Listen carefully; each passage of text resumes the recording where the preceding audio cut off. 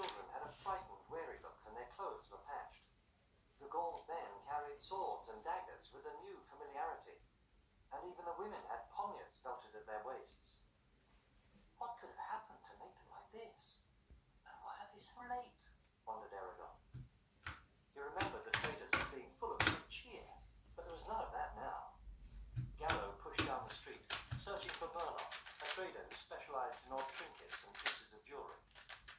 They found him behind a booth, displaying brooches to a group of women. As each new piece was revealed, exclamations of admiration followed. Aragon guessed that more than a few purses would soon be depleted. Murloc seemed to flourish and grow every time his wares were complimented. He wore a goatee, held himself with ease, and seemed to regard the rest of the world with slight contempt. The excited group prevented Garrow and Aragon from getting near the trader, so they settled on a step and waited. As soon as Murloc was unoccupied, they hurried over. "And what might you, sirs, want to look at?" asked Murloc. "An amulet or trinket for a lady?" With a twirl, he pulled out a delicately carved silver rose of excellent workmanship. The metal caught Aragon's attention, and he eyed it appreciatively.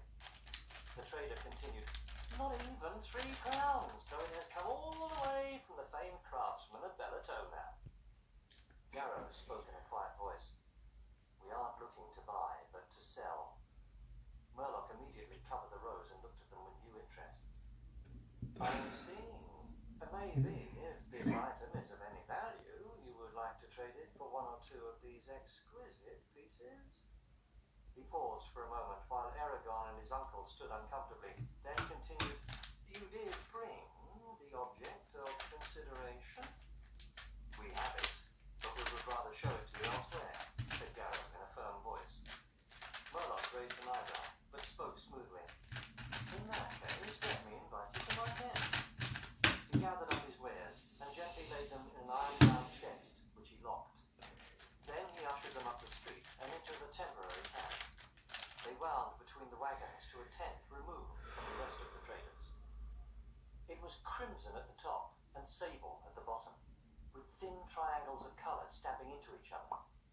Murloc untied the opening and swung the flap to one side. Small trinkets and strange pieces of furniture, such as a round bed and 3 seats carved from tree stumps, filled the tent. A gnarled dagger with a ruby in the pommel rested on a white cushion. Murloc closed the flap and turned to them. "Please, seat yourselves." When they had, he said, "Now, show me why we are meeting in private." Aragon unwrapped the stone and set it between the two men. Murloc listened with a gleam in his eye, then stopped and asked, "May I?" When Garrow indicated his approval, Murloc picked it up. He put the stone in his lap and reached to one side for a thin box.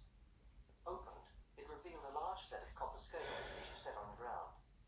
After weighing the stone, he scrutinized its surface under a jeweler's glass, tapped it gently with a wooden mallet, and drew the point of a tiny clear stone over it. He measured its length and diameter, then recorded the figures on a slate.